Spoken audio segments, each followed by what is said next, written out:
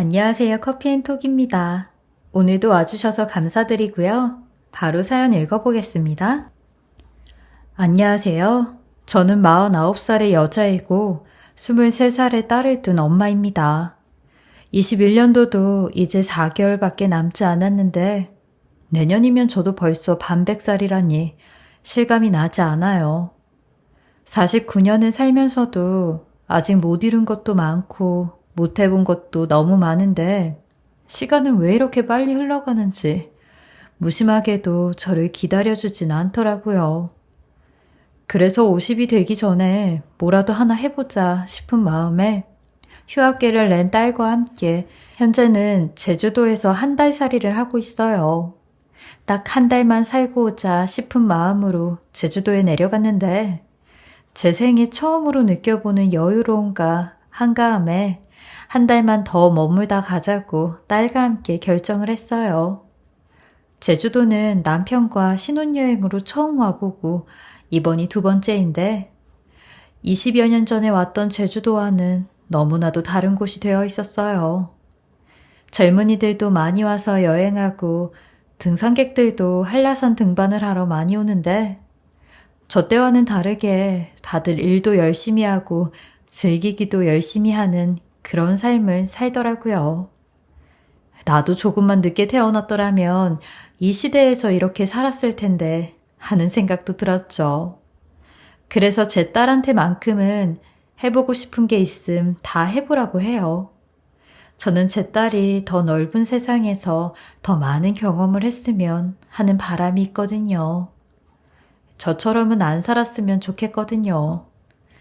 아마 지금 제 이야기를 들으시는 몇몇 분들은 속으로 그러실 것 같아요. 속 편하게 제주도에서 한 달, 2달 살이 하고 있는데 뭐가 그렇게 힘들어서 사연을 쓴 거냐고요. 근데 저도 어디 가서 손에 꼽힐 정도로 인생의 쓴맛을 다 겪어본 사람이거든요. 그래서 이렇게 제 이야기를 하게 된 겁니다.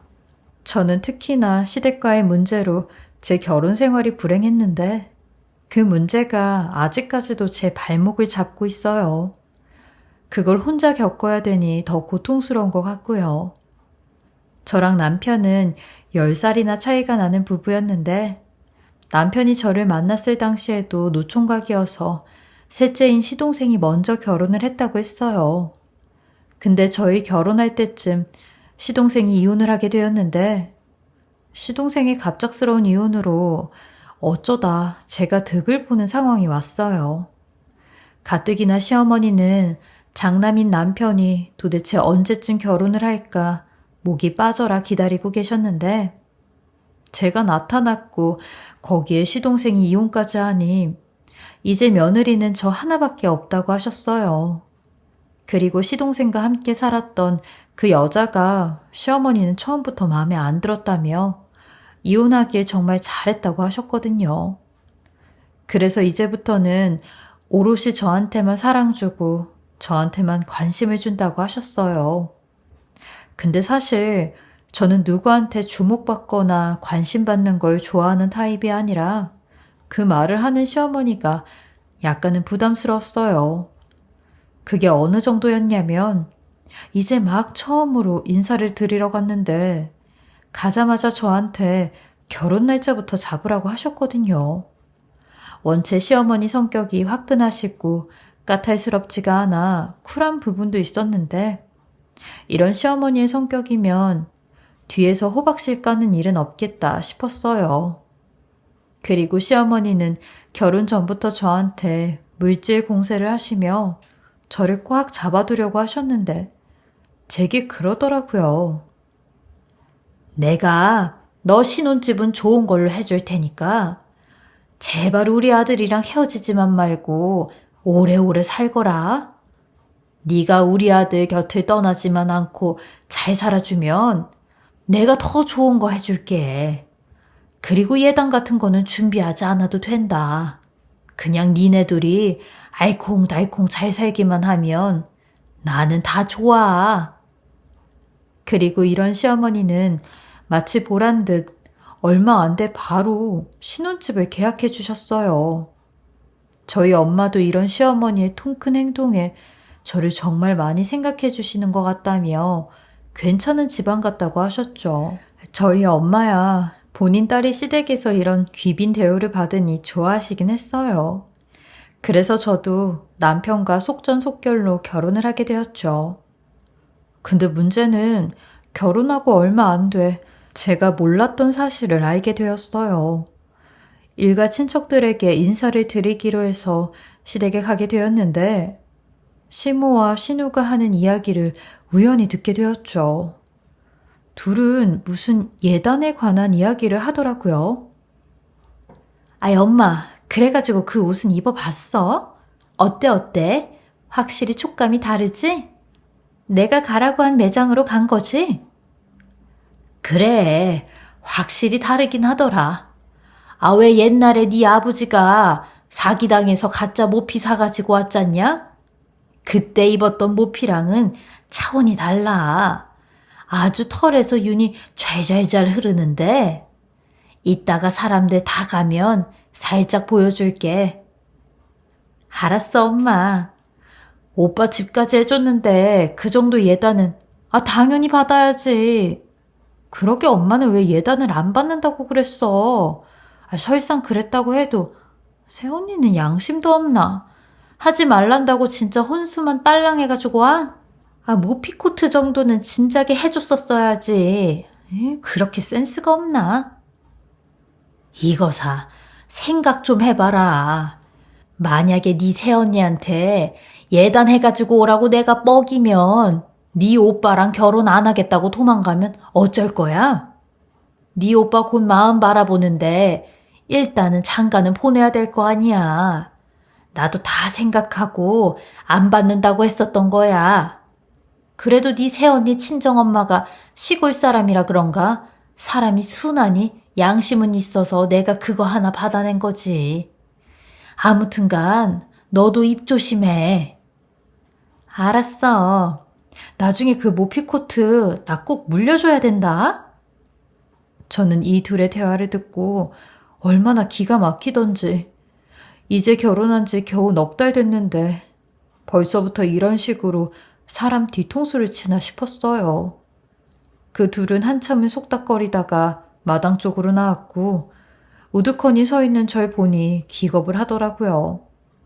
시어머니는 제가 그 얘기를 못 들었길 하는 표정으로 제 눈치만 살피고 있었는데 저도 순간 욱해 두 분이 하는 이야기 다 들었다며 대체 예단은 뭐고 모피코트는 뭐고 저희 엄마에게 받은 건 뭐냐고 사실대로 전부 다 말씀해달라고 했어요. 그러니 시모는 얼굴까지 새하얗게 질려선 쩔쩔 매기 시작하는데 아주 난처한 표정을 지으며 말까지 더듬으셨어요. 시어머니가 하시는 말씀은 저희 엄마가 먼저 예단 이야기를 꺼내셨대요. 아무리 그래도 예단은 해드려야 될 것 같다고요. 그래서 시모도 울며 겨자 먹기로 정해주시고 싶으면 모피코트 한 벌 사달라고 했다는데 그래서 어쩔 수 없이 받았다고 하더라고요. 저는 몇 번이나 그 말이 사실이냐고 물었어요. 만약에 저희 엄마한테 물어봤는데 어머님 말이 사실이 아니면 저 엄청 배신감 들 것 같아요. 어머님 정말 좋게 봤는데 너무 실망스럽네요. 어떻게 저 모르게 뒤에서 이러실 수가 있으세요? 장희 씨도 이 사실 알고 있어요? 아니야. 장희는 아무것도 몰라. 장희도 모르게 나랑 네 신우 둘만 알고 있었어. 미안하다, 세아가. 아무리 사돈이 예단 얘기를 하셨어도 내가 입 꾹 다물고 있었어야 됐는데 내가 아주 큰 실수를 했다. 그러니까 제발 너 그렇게 봐주련. 시어머니는 순간의 실수로 제 믿음을 저버렸다며 제발 한 번만 용서를 해달라고 눈물까지 흘리셨는데 저도 그런 시어머니에게 만약 이 얘기를 제가 우연히 듣지 못했더라면 평생 숨기고 사셨을 거 아니냐고 했어요. 결혼한 지 고작 4개월밖에 안 됐는데 벌써부터 이런 일이 생기면 어떡하냐고 그랬죠. 시어머니는 할 말이 없다며 변명은 하지 않겠다고 하시는데 남편에게도 모피코트 예단에 대해 물어보니 본인은 맹세코 모르는 일이었다고 하더라고요. 남편도 화가 머리 끝까지 나 시어머니에게 대체 왜 그런 행동을 했냐고 엄청 몰아붙이더라고요. 남편 모습을 보니 거짓말하는 것 같진 않았죠. 그래서 전 결국 엄마를 찾아가서 자초지종을 물어야 했어요. 시골에서 농사 지으며 사시는 분이 대체 무슨 돈이 있으시다고 700만 원짜리 모피코트를 시어머니한테 사드렸는지 알 턱이 없었죠. 그 당시에 엄마 연세가 60도 안 되셨는데 허리가 많이 굽어 있으셨거든요. 저 멀리서 굽은 허리를 부여잡고 밭일을 하는 엄마를 보니 눈물이 왈칵 쏟아졌어요. 시어머니 본인 말대로 이렇게 순박한 우리 엄마인데 아마 이런 엄마를 구워 삶는 건 식은 죽 먹기였겠죠. 엄마는 아무 연락도 없이 시골에 온 저를 보곤 직감적으로 느끼셨는지 곧바로 이야기를 꺼내셨어요. 나정아, 그 예단 엄마가 해드린다고 한 거야. 사돈한테도 너 모르게 비밀로 하라고 한 거야. 너 그런 걸로 어른들한테 대들고 그러면 안 돼. 그거 다 부모 욕 먹이는 거야. 아휴, 네 성격에 가만히 안 있었을 것 같은데 사돈 어른한테 뭐라고 그랬어? 응? 뭐라고 하긴 왜 나 속였냐고 난리를 쳤지. 이거사, 왜 그랬어? 아니, 엄마가 딸내미 시집 가는데 그 정도도 못해? 그렇게 해야 시댁에서도 너 무시 못하는 거야. 그래서 엄마가 한 거고. 얼른 올라가서 죄송하다고 사과드려. 다시는 이런 일 없을 거라고 사과드려. 왜 맨날 사과는 여자가 다 해야 돼? 내가 뭘 잘못했어? 그리고 누가 예단해준 거 가지고 화난대? 그깟 예단 내가 돈 벌어서 해줘도 돼. 근데 문제는 시어머니가 엄마 상대로 알게 모르게 갑질했을까봐 그게 화나고 그게 속상해서 그렇다고. 나까지 속이고. 그리고 대체 무슨 돈으로 그 비싼 모피코트를 사준 거야? 응? 엄마는 끝까지 본인이 여태 모아둔 돈이 있어서 그걸로 했다고 했는데 엄마한텐 그런 돈이 없다는 걸 누구보다 제가 더 잘 알기에 끝까지 파헤쳐보니 집에 돈 될 만한 것들을 전부 다 팔아서 그 돈을 마련한 거라고 하더라고요. 거기엔 돌아가신 아버지의 유품들과 엄마 결혼 반지인 금가락지, 그리고 외할머니 비녀, 심지어 집에 돌아다니는 새끼 강아지들까지 다 팔아서 마련했다고 했는데 저는 그 말에 또 한 번 억장이 무너졌어요. 그 물건들은 돈으로도 매길 수 없는 추억이 깃든 물건들인데 시어머니의 탐욕스러운 마음이 투영돼 있는 그 모피코트에 다 들어가 있다니 엄마의 추억을 지켜주지 못했다는 마음에 제 자신이 더 원망스러웠어요. 이런 제 속상한 마음을 토해내듯 이야기하니 엄마는 괜찮다며 언젠간 팔아서 뭘 해도 쓸 돈이었다고 저를 달래주더라고요. 항상 딸 가진 부모는 그럴 수밖에 없다고 하는데 그 당시의 분들은 이런 생각이 당연하다고 여겼기에 지금과는 달랐죠. 저는 집에 돌아와 남편에게도 모피코트에 대한 사연을 이야기했는데 그 말이 시어머니 귀에도 들어갔는지 시어머니도 저를 찾아와 그런 돈인 줄 알았으면 절대로 받지 않았을 거라며 이 모피코트는 본인이 잘 가지고 있다가 저한테 꼭 물려주겠다고 약속을 하셨어요. 결혼 초에는 이러한 일들로 좀 삐걱댔지만 결혼 생활하는 동안엔 시어머니와 그럭저럭 잘 지냈어요. 시어머니 말대로 며느리가 저 하나다 보니 많이 챙겨주시고 도와주셨어요. 그리고 예단 사건에 대한 미안한 마음도 많이 내비치셨는데 저도 이런 시어머니의 모습에 마음을 다 풀었죠. 게다가 시어머니는 저희 딸이 태어나자마자 자발적으로 딸을 돌보아 주셨는데 맞벌이하는 저희 부부의 걱정을 완전히 덜어주셨어요. 이런 시어머니의 모습에 아가씨도 새언니는 좋겠네요. 나 임신했을 때는 우리 엄마 손주들 봐준다 소리 안 했는데 새언니 딸은 봐준다고 하네요. 하나밖에 없는 며느리라고 딸보다 엄청 챙겨주네. 그러게요. 저야 어머니한테 감사할 따름이죠. 이렇게까지 신경 써주셔서 어머님들 감사합니다. 감사하긴. 새아가 네가 애비 자식을 낳아주는데 내가 이 정도는 당연히 해줘야지.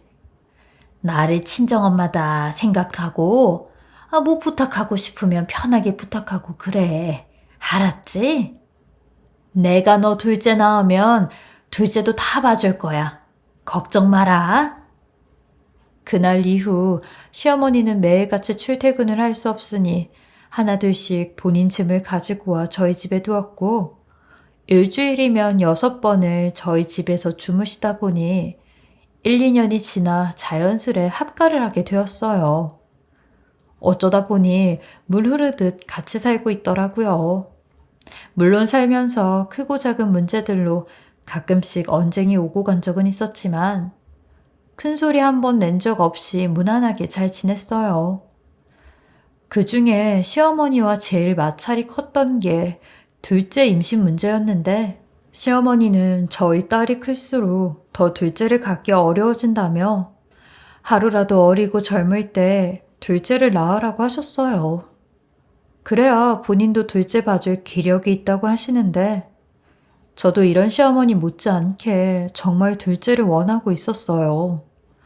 근데 아무래도 남편이 저보다 10살이나 많다 보니 임신하는 건 쉽지가 않았죠. 안 되면 시험관 아기라도 해보려고 남편에게 산부인과 가서 검사 받아보자고 하면 그날은 남편이 난리가 났어요. 자기가 꼭 뭐 하나 모자란 사람 같다며 자존심 상한다고 안 간다고 했었거든요. 시모는 매번 이런 상황을 다 보고 있으면서도 제가 부족해서 둘째가 생기지 않는다고 하셨네요. 그런데 결국 둘째는 고사하고 저희 딸 16살 때 남편이 세상을 떠나게 되었어요. 갑작스레 알게 된 암 소식이었는데 너무 늦게 알아버려 너무 늦게 병원에 간 거죠. 남편은 대장암이었는데 평상시에도 워낙 변비를 달고 살아 별로 대수롭지 않게 생각하다가 관장을 하려고 항문외과에 갔다가 대장암이라는 걸 알게 되었어요. 큰 병원에 가서 자세히 검사를 해보았는데 병원에선 이미 손을 쓸 수 없을 정도로 심각하다고 하더라고요. 그 독한 항암 치료도 다 견딘 남편이었는데 결국 암 선고 받은 지 6개월 만에 세상을 떠나게 되었어요. 남편은 생을 마감할 때까지도 눈을 감지 못했는데 아마 어린 딸과 저를 두고 가려니 본인도 눈이 감기질 않았나 봐요. 그리고 남편 떠나고 사실 힘들지 않을 거라 생각했는데 온 세상이 무너진 기분이 들더라고요. 여태 애써 담담한 척 남편에게 씩씩한 척 했던 것 같아요. 내가 내려앉으면 남편도 편히 못 갈까 봐. 나는 내 딸의 엄마니까 강한 척 한 거죠. 그렇게 간신히 버티고 있는 제게 시어머니는 절 보고 남편 잡아먹은 여자라고 하더라고요. 네가 제대로 안 챙겨서 너 때문에 내 아들이 떠났다고 악을 쓰며 소리소리를 지르는데 시모도 모자라 신우와 시동생까지 저한테 문자를 보내며 악처라느니 미망인이라는 말까지 해댔어요. 미망인이란 뜻이 아직 따라 죽지 못한 사람이라고 하더라고요. 그리고 남편 명의로 돼 있던 자기네들이 해준 집까지 내놓으라고 하도 난리를 치는데 그 집 팔아 절반 나눠주고 이 꼴 저 꼴 보기 싫어 시댁 식구들 전부 다 차단하고 친정으로 내려가 지냈어요. 딸이랑 어떻게든 살아보려고 이 악물고 버티고 있는 저를 왜 이렇게까지 못살게 굴어 원망의 대상을 찾고 있는지, 자기네들의 이런 모습을 저희 남편이 하늘에서 보고 있다면 과연 잘하는 짓이라고 하겠냐고요. 본인들은 아들을 잃었지만 저는 남편을 잃었어요. 가뜩이나 힘든 사람을 왜 이렇게 들쑤셔 놓는지. 저는 이런 시댁 식구들과 아예 연 끊고 살았고 딸 하나 보고 최대한 밝게 슬픈 티 내지 않게 살았어요. 그렇게 친정에서 3년 정도 살았고 딸 아이 고등학교 졸업하고 대학 입학하면서 다시 올라와서 살게 되었는데 5년이 지나서 연을 끊었던 시어머니가 제 앞에 나타난 겁니다. 또 무슨 말을 내뱉으려고 제 직장까지 찾아왔는지 저는 시무를 보자마자 다리가 후들거리며 떨리기 시작했지만 그런 시무를 아는 척도 안 하고 바로 앞에서 무시하고 가던 길을 갔어요. 그러니 시모가 본인을 지나쳐가는 제 팔을 손으로 잡으려고 하는데 저는 그 손까지 있는 힘껏 뿌리치며 단 한마디 말도 안 하고 말 그대로 쌩을 까고 뛰듯이 도망을 쳤죠. 그러자 시모도 제 뒤를 쫓아오며 절 부르짖기 시작하는데 희영애미야, 잠깐만 서봐라. 내가 잘못했어. 잘못했다.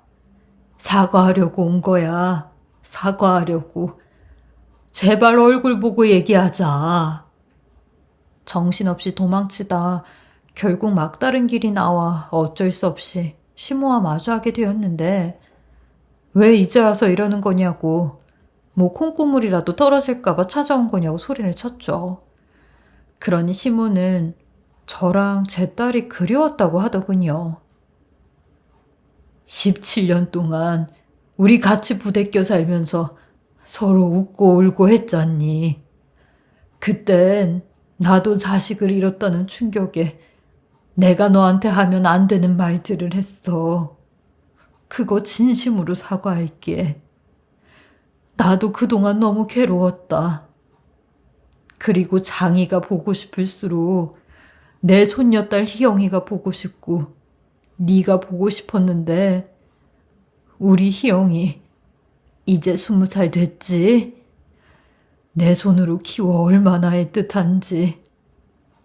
내가 희영이 사진을 늘 이렇게 지니고 다닌다. 그러니까 제발 희영이라도 한 번만 보게 해다오. 그리고 우리 예전처럼은 아니어도 연락은 하고 지내자. 꿈에서 장이가 나왔는데 너 찾아가서 너한테 잘못했다고 용서 구하라고 하더라. 시어머니의 이 말에 저도 그만 바닥에 주저앉아 엉엉거리며 목 놓아 울었어요. 그렇게 한참 동안을 시어머니와 함께 오열을 했는데 둘 다 눈은 팅팅 붓고 목소리는 다 쉬어서 서로 아무 말도 안 하고 있었지만 남편 그리고 자식을 잃었다는 부분이 상통하였죠. 그리고 시어머니가 침묵을 깨는 소리를 하셨는데 재혼은 했니? 이제 희영이 다 키워놨으니 남자도 만나고 연애도 하고 재밌게 살지. 왜 이렇게 얼굴이 거칠해? 남자는 무슨 남자를 만나요. 어머님 아들 때문에 하도 고생해서 남자 질려서 안 만나요. 어머님은 얼굴 좋아 보시네요. 아가씨랑 시동생도 다들 잘 있죠?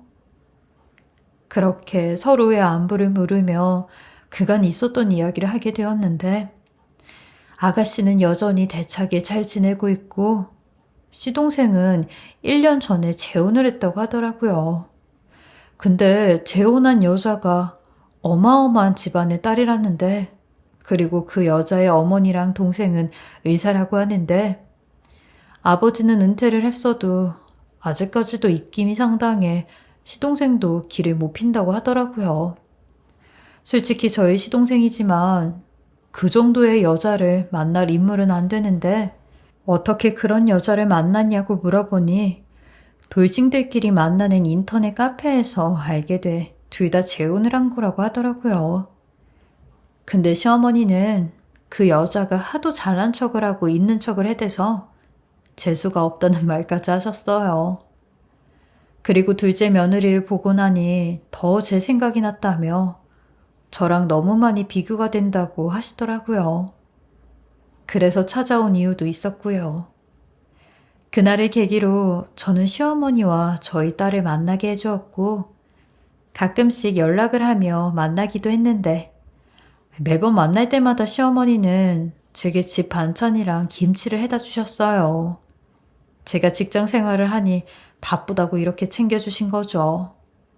그러면서 저희는 다시 가까워졌고 신우랑 시동생과도 다시 왕래를 하게 되었는데 시동생과 재혼한 동서도 만나게 되었어요.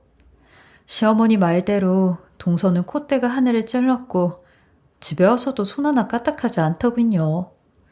시어머니도 말로만 재수가 없다느니 버릇이 없다느니 했지만 또 막상 동서 앞에선 어쩔 줄 몰라 하며 쩔쩔매셨어요.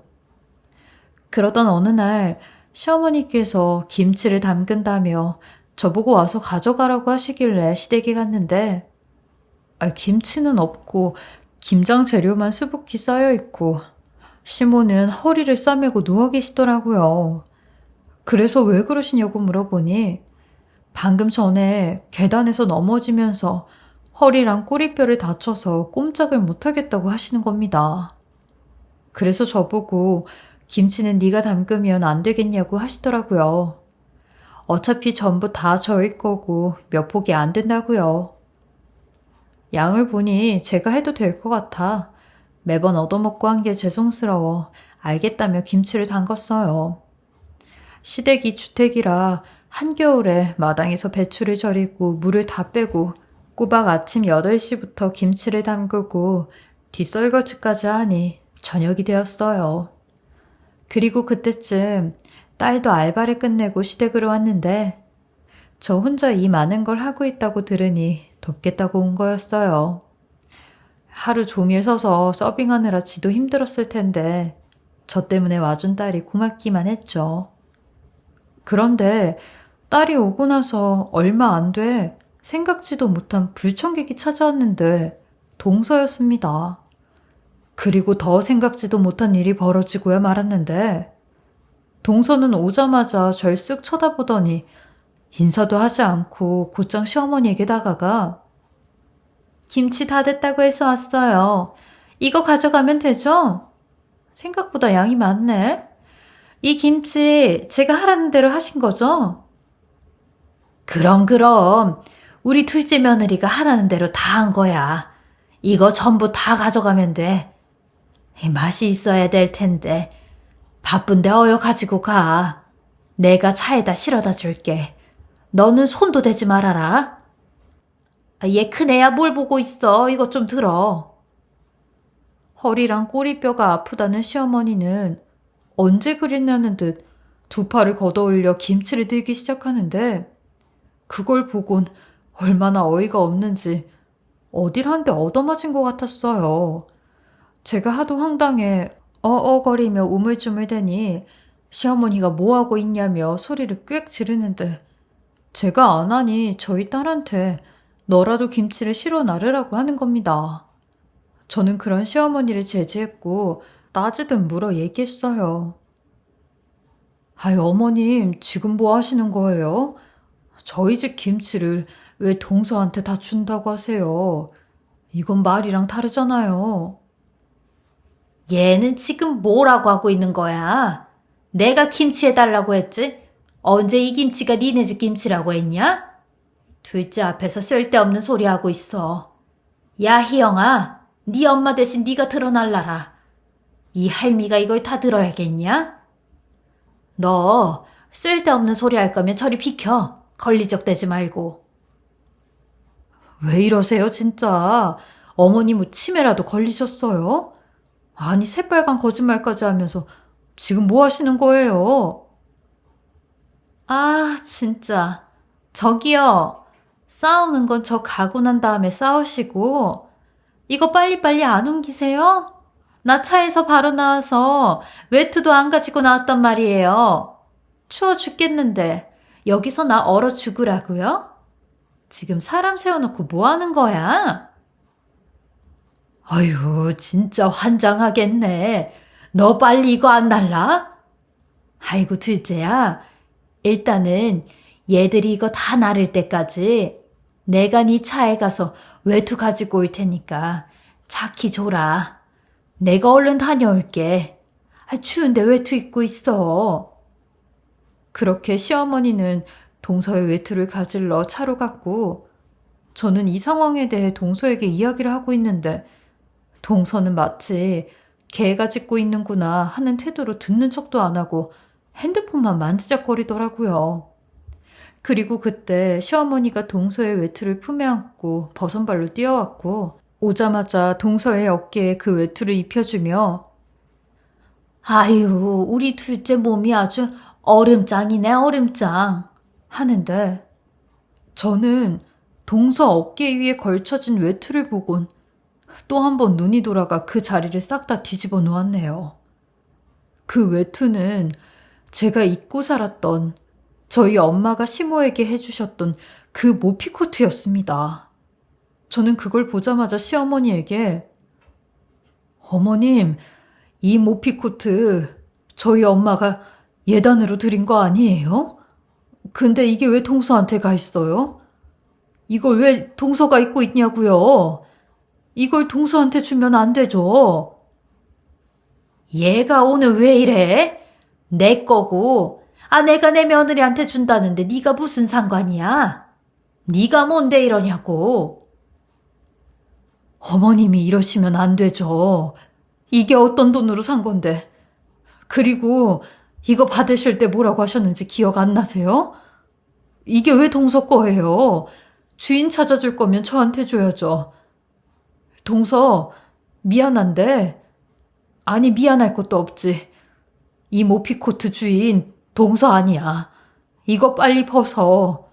빨리 벗어. 아이씨, 진짜. 이 여자가 왜 이래? 당신 갑자기 나타나서 왜 이래? 어딜 나랑 겸상도 못하는 여자가 대들고 있어? 아우씨, 진짜. 어머니, 오늘 이게 뭐예요? 진짜 짜증나게. 나 이딴 대우 받으라고 여기까지 오라고 했어요? 나 갈 테니까 김치는 내일 직접 갖다 줘요. 그지 같아. 아이고, 둘째야. 둘째야, 미안하다. 응? 괜한 발걸음 시켰네. 김치는 내가 내일 갖다 주마. 미안하다. 어여 가. 야, 너 어딜 도망가? 어딜 그냥 가? 이 옷 놓고 가. 네가 왜 이 모피코트를 가져가? 너 일 하나? 제가 막 동서에게 내놓으라며 달겨들자 동서는 절 있는 힘껏 뒤로 밀쳤고, 시어머니는 그런 절 붙잡으며 막 제 팔을 내리치기 시작하는데, 저희 딸도 그런 시어머니를 떼어내며 동서에게 지금 뭐 하는 거냐고 막 대들었어요. 그러니 시어머니가 갑자기 제 딸 얼굴을 내치시는데, 이런, 이 싹수 없고 빌어먹을 거사. 어딜 작은 엄마한테 대들고 있어? 이게 지 엄마 닮아 아주 망나니 짓을 하고 있네. 얼른 죄송하다고 안 해? 옛날이었음 너 같은 것들은 작은 엄마 몸종으로 시중이나 들었어. 어딜 겁도 없이. 됐어요. 저 딴 애한테 사과 듣는 것도 기분 나쁘니까. 오늘 진짜 더러운 꼴 보고 가네. 이거 1년은 갈 테니까 그렇게 하세요. 내가 우리 아버지한테 입만 뻥끗하면 다 끝인 거 알죠? 아우씨, 진짜 기분 잡치고 가네. 그렇게 동서인 그 여자는 유유히 사라졌고, 저는 그 여자가 사라지자마자 시어머니한테 악을 쓰며 대들었어요. 나도 모자라 내 딸한테까지 손을 대냐고. 갑자기 왜 이러는 거냐고. 정신이 어떻게 되셨냐고 난리를 쳤죠. 이럴 거면 날 왜 찾은 거예요? 잘 살고 있는데 앞에 왜 나타난 거냐고요. 이딴 꼴 보여주려고 그간 여태 참아온 거예요?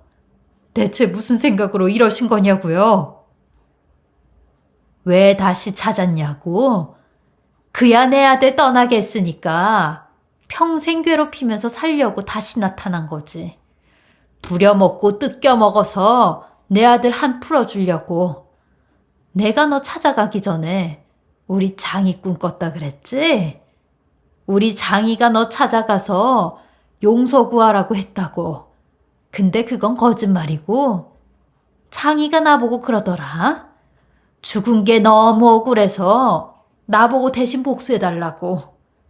그래서 살아있는 내가 복수하려고 너 찾아간 거다. 왜? 너는 이렇게 잘 살고 있는데 우리 장이는 암 걸려서 죽게 만들고 그러고도 네가 잠이 오냐 이거사? 시어머니는 그동안 숨겨왔던 진짜 속내를 내비추기 시작하는데 아직까지도 이런 마음을 갖고 절 괴롭히려고 했다는 게 정말 소름이 끼치더군요. 그나마 이 속내를 빨리 알게 돼서 다행이라 생각이 들었어요. 또 속은 거죠. 그래서 저도 이런 시어머니에게 가만히 있지 않고 맞받아쳤어요. 당신 그거 광기야. 정신병이라고. 당신이 아들 핑계대면서 실은 나 못 살게 굴고 싶은 거잖아. 죽은 사람은 당연히 말이 없지. 그래서 죽은 사람들 먹이면서 이딴 짓을 해? 당신 그러다 진짜 벌 받아. 그리고 우리 엄마 전 재산이 들어간 그 모피코트를 저 여자한테 줘? 내가 다시 뺏어올 거야. 그런 줄 알아? 그걸 왜 네가 가져가려고 해? 내 건데. 그게 왜 당신 거야? 당신도 내가 살던 집 절반 뺏어갔잖아. 그럼 나도 우리 엄마가 해준 모피코트 다시 가져와야지 계산이 맞지. 나 당신네들 진짜 가만 안 둬. 그렇게 싹 다 뒤집어 놓고 시댁에 나왔는데도 분이 안 풀렸고 저희 딸도 절 달래며 울기만 하는데 그런 딸한테도 너무 미안했어요. 그날 딸이랑 둘이 길바닥에서 얼마나 울었는지 몰라요. 이 못돼 처먹은 시댁 인간들에게 어떻게 하면 제 원통한 심정을 그대로 갚을 수 있을지, 저희 엄마가 해준 모피코트는 어떻게 가지고 와야 될지 복잡스럽더라고요. 한동안이나 별 방법을 다 고안해봤는데도 도무지 답이 안 나오더군요. 근데 이런 상황에서 제게 또 다른 일이 생기게 되었어요.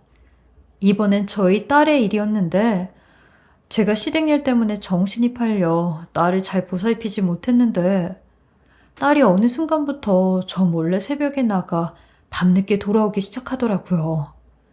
대체 어딜 다니는 거냐고 물으니 딸 말로는 잡생각이 많아져서 알바를 2개나 더 늘렸고 겨울방학 때 돈을 좀 모아두려고 한다고 했어요. 그래서 저도 당연히 그런 줄만 알고 있었는데 딸이 밤에 누군가와 통화하는 소리를 우연히 듣게 되면서 허튼 짓을 하고 다닌다는 걸 알게 되었죠.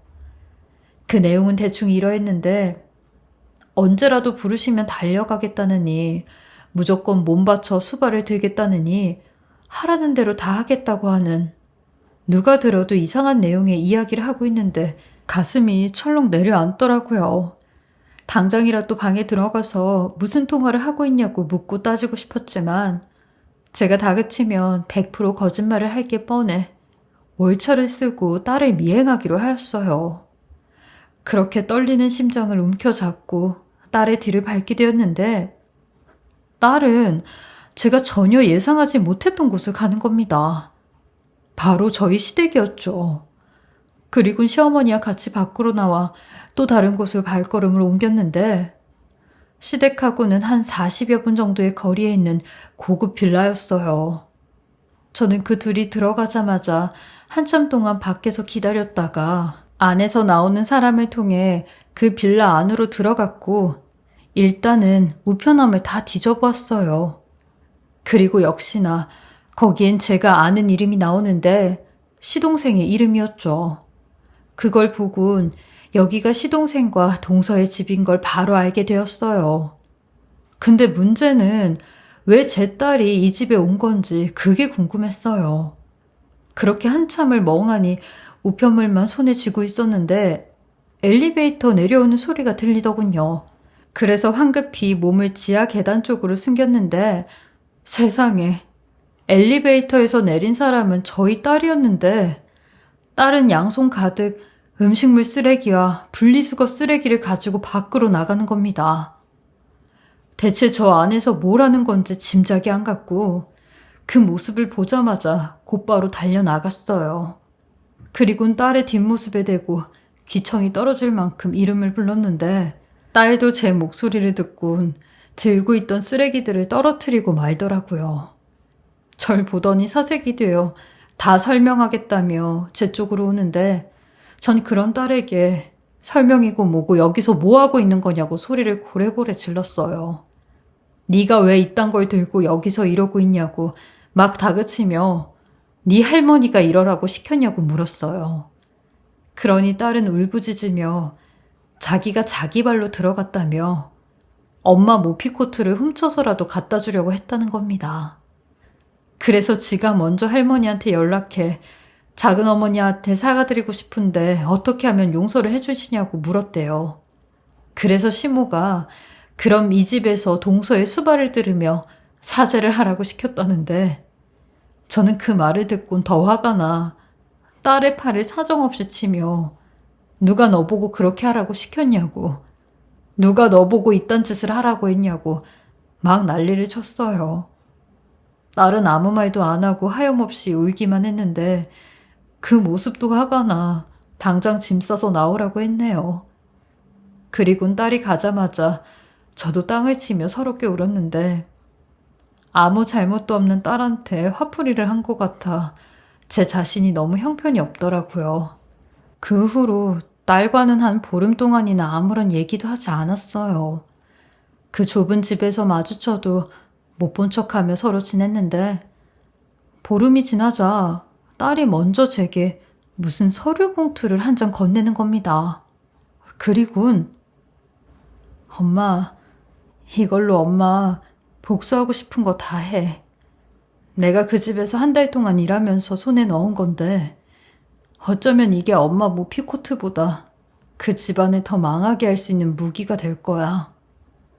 그렇게 받아본 그 서류는 딸의 말대로 어마무시한 내용이 담긴 서류가 있었는데 각종 계약서부터 문서 그리고 통장의 입출금 내역까지 전부 동서와 시동생과 관련된 청탁과 비리 등의 내용들이었어요. 과거에 예언을 했던 동서 아버지의 권력으로 아직까지도 그런 부패를 저지르고 있었는데 몇 개는 시동생의 이름으로 동서 아버지가 받아먹고 있는 자금의 출처도 알 수 있었어요. 딸은 이걸 아주 우연히 침대 매트리스를 갈다 그 속에 있는 걸 발견했고 여태까지 갖고 있었다는 겁니다. 저는 이걸 가지고 인권 변호사를 찾아갔는데 상담 끝에 경찰에 공익제보를 하기로 하였고 모든 서류의 증거들을 넘기게 되었어요. 그리고 경찰도 사실 증명을 확인하고 바로 조사에 착수를 하였는데 시동생이 비리로 설립한 그 회사와 그 일감을 몰아준 동서와 동서 아버지가 줄줄이 붙잡혀 들어갔고 세금 조사와 압수수색도 진행하였어요. 인권 변호사님 말로는 너무나 확실한 증거로 아무리 유능한 변호사를 써도 징역형은 면치 못할 거라고 했는데 마지막 복수로 검찰 조사가 어느 정도 마무리가 되었을 때 저는 시어머니를 찾아가 이 모든 일의 시초엔 저희 모녀가 있었다는 걸 알렸어요. 그러니 시모는 바닥에 주저앉아 뒷목을 잡으며 네가 감히 우리 집안을 망하게 해? 이 불려시 같은 것. 내 아들까지 잡아먹더니 하다 우리 집안까지 잡아먹어. 아주 오늘 내가 너 잡아먹을 줄 알아. 내가 당신 같은 사람한테 잡아먹힐 줄 알아요? 나 아직도 더 많은 증거들 갖고 있어. 이것까지 경찰에 넘기면 당신 둘째 아들 바로 철창 신세인데 무섭지 않아? 지금 당신이 이렇게 큰 소리 치고 있을 때가 아니라고. 나한테 무릎 꿇고 살려달라고 사정을 하면서 조아려야 돼. 그러자 시모는 제 말이 끝나자마자 새하얘진 얼굴로 자기가 뭘 하면 되냐고 제발 본인 아들 콩밥 신세는 면하게 해달라고 빌기 시작했어요. 사실은 더 이상의 증거는 없었지만 시모에게 이렇게라도 겁을 줘서라도 사과를 받아내야만 했어요. 그리고 저희 엄마가 사준 모피코트까지 받아내야 그나마 속이 풀릴 것 같았죠. 그러니 시모는 당연히 사과하고 그 코트까지 돌려주겠다고 하는데 저는 그 모든 걸 받아낸 후 내 엄마한테까지 못 살게 군 거 있으니 엄마한테도 가서 사과를 하라고 했어요. 그래야 당신 아들이 살 수 있다고요. 그러니 제 말대로 시모는 엄마한테도 조아리며 사과를 했어요. 그리고 전 마지막으로 시모에게 한 방을 더 날렸죠.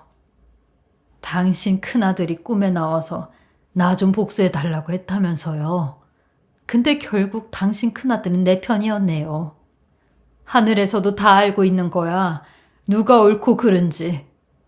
당신 이제 제대로 좀 살아요. 그리고 정신적으로 문제 있으면 사람 괴롭힐 생각 말고 병원에 가보라고요. 시모는 씩씩대며 저를 죽일 듯 노려보았지만 찍소리하지 못했죠. 그리고 시동생은 동서에게 버림을 받아 변호사 선임도 받지 못한 채 모든 죄를 다 뒤집었어 혼자 징역형을 선고받고 이혼까지 하게 되었는데 유전무죄, 무전유죄라는 말이 아직도 통용이 되는 세상인 것 같아 씁쓸했어요. 하지만 저는 제 할 도리 다 했다고 생각하고 시모에게도 복수를 했다고 생각해 후회는 없어요.